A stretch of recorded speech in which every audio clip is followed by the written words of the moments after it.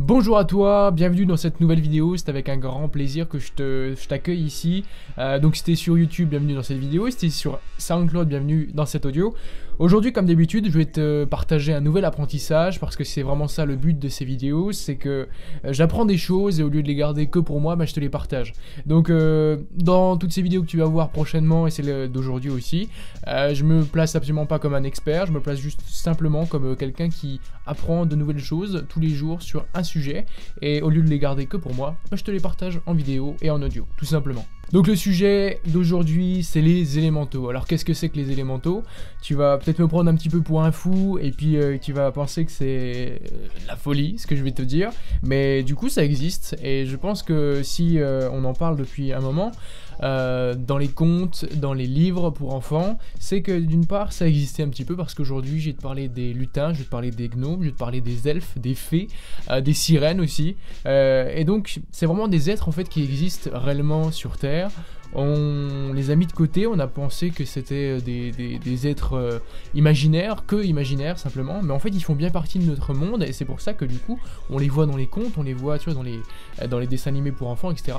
Et justement en fait, tu vois c'est ça le truc, c'est qu'on a juste perdu en fait cette connaissance de ces petits êtres en fait de la nature parce que les adultes du coup nous ont dit arrête de croire à tout ça parce que je pense que dès tout petit on a pu voir des êtres comme ça, mais on a été stoppé en fait dans cette découverte de leur monde à eux parce que tu vois on est dans cette société pardon où on n'accepte plus cette dimension plus élevée spirituellement. Alors donc du coup qu'est-ce qu'ils viennent faire ces élémentaux ici? Donc les élémentaux c'est les elfes, c'est les gnomes, c'est les fées comme je te dis, et donc ils s'occupent du vivant en fait. Ils s'occupent des pierres, ils s'occupent des rochers, ils s'occupent des fleuves, ils s'occupent des plantes, ils s'occupent des arbres, ils s'occupent de nous aussi, ils peuvent nous soigner, ils peuvent nous aider à guérir de quelque chose, d'un mal-être qu'on peut avoir, etc.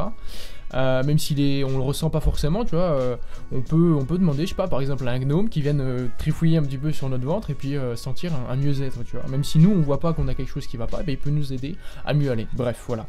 Donc voilà, c'est vraiment ça leur job, c'est s'occuper du vivant. Ça va être un petit peu les constructeurs de ce que tu peux voir, donc des rochers, des plants, des arbres, etc. Et donc justement, en fait, chaque être de cette dimension, on va dire, de la nature, de ces élémentaux du coup, appartiennent aux 4 éléments fondamentaux sur Terre, donc qui sont l'eau, le feu, la terre et l'air.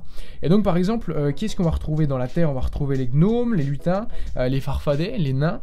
Dans l'air, les élémentaux de l'air, on va retrouver les fées de l'air, les sylphes.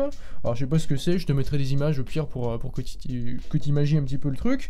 Les élémentaux du feu, ça va être les salamandres, les dragons, tu vois, vraiment c'est des êtres qu'on s'est imagés dans des contes pour enfants, dans les dessins animés, tu vois, puis jusqu'à aujourd'hui, moi je pensais que c'était vraiment de la bêtise, tu vois, que c'était n'importe quoi, mais en fait, du coup, à ce qui paraît, ils existent vraiment, quoi.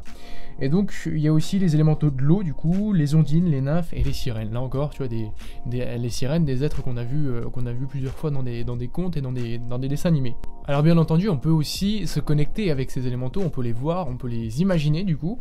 Alors ça c'est une méthode que j'ai tirée d'une vidéo de Lulumineuse, je pense que tu connais Lulumineuse. De toute façon, tous les liens dont je me suis servi pour te faire cette vidéo sont dans la description, à chaque fois, à chaque vidéo ce sera comme ça. Lulumineuse nous partage du coup dans une vidéo comment elle a découvert en fait ce monde. Elle dit que il faut se remettre en mode enfant, tu vois, en mode vraiment, je suis un grand enfant qui va aller à la découverte des fées, des gnomes, des nains, etc. Elle nous dit que la première fois elle a fait ça, elle s'est dit ok, elle est sortie dehors dans son jardin en fait, et elle a donné l'intention, tu vois, elle s'est donné l'intention, ok, je veux voir des fées.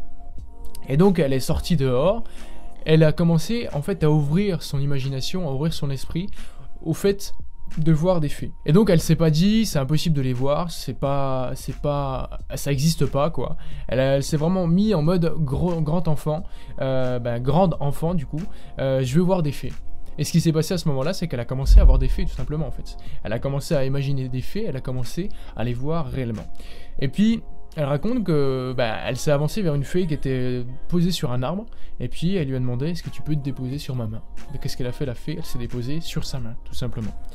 Et elle dit c'est pas plus compliqué que ça quoi, c'est surtout, c'est vraiment se lâcher la grappe, parce que Lumineuse on sait très bien que c'est la reine pour le lâcher de grappe, et il y a juste ça à faire en fait quoi. Parce qu'ils existent, ils sont là, mais il faut juste ouvrir son esprit à cette nouvelle dimension, en retombant en fait dans cette dimension de l'enfant, et en lâchant prise totalement pour pouvoir les voir. Donc moi je vais faire ça la prochaine fois que je vais me balader en forêt, même dans le jardin, tu vois, dans mon jardin, et puis bah, je vais essayer, puis je te dirai peut-être dans une prochaine vidéo si j'ai réussi à les voir, ça peut être vraiment sympa. En gros, conclusion, voilà, les élémentaux, ils vont juste servir à s'occuper du vivant, à s'occuper de ce qui se passe au niveau de la nature, voilà, donc assigner à leur tâche les élémentaux de l'air, de la terre, du feu et de l'eau. Du coup, on peut aussi demander à ces élémentaux de venir nous aider en fait, de venir nous soigner, parce que c'est possible, ils sont là aussi pour nous, vu qu'ils sont là pour le vivant, et donc là encore une fois, ce que tu peux faire, c'est tout simplement imaginer. Alors les Lumineuses, elle donnait encore une fois un exemple qu'elle avait demandé à un gnome, je crois un gnome ou un nain, ou un lutin limite, de venir l'aider, de venir la soigner. Donc elle s'était posée, elle s'était allongée sur son lit, et puis elle avait demandé au gnome qu'elle avait imaginé, qu'elle avait visualisé, de venir sur elle. Et puis elle a senti des chaleurs en fait au niveau de son ventre, parce qu'elle est venue du coup sur son ventre, et puis elle a senti des chaleurs, voilà. Puis j'ai même entendu encore hier, je crois, dans une conférence, je te partagerai la conférence si je la retrouve, au E-Day, je crois, ouais, je crois que c'est comme ça, 2017, et justement un gars expliquait que au début de son ouverture dans la spiritualité, il avait en fait plein d'êtres, tu vois, il était vraiment dans la solitude ce gars-là à ce moment-là, et puis il avait plein d'êtres justement élémentaux, et il avait un dragon justement qui chaque soir venait lui apporter un petit peu de réconfort, un petit peu de guérison à l'intérieur. Et donc ça peut être sympa de se servir et puis de se faire aider de ces élémentaux du coup qui sont un petit peu des êtres féeriques en fait, c'est vraiment chaleureux parce qu'ils sont aussi très joueurs à ce qui paraît, donc ça peut être marrant de faire appel à eux tout simplement. Voilà, je vais terminer cette vidéo ici, elle était plus courte que celle d'hier devait durer jusqu'à 20 minutes je crois, 22 minutes, mais c'est pas grave, c'est que ça devait se faire comme ça et c'est super.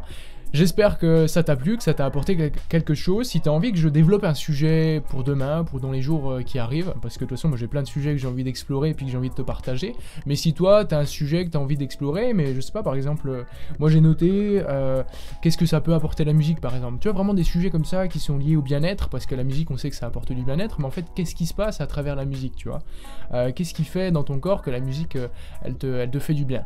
Voilà tous les petits sujets comme ça, ou pour la spiritualité, pardon. Par exemple, qu'est-ce qu'un égrégore, tu vois, ça j'ai commencé à potasser un petit peu là-dessus, puis quand je suis assez prêt en fait pour te parler d'un sujet, et sans me prétendre expert dans le sujet, je te le partage. Tout simplement. Bien entendu, tous les liens que j'ai utilisés, tous les blogs et les vidéos que je suis allé voir, que j'ai exploré pour pouvoir te faire cette vidéo, sont dans la description, donc n'hésite pas à aller voir, à laisser un commentaire aussi sur leur site si ça t'a aidé. Et puis voilà, je te dis à bientôt, salut!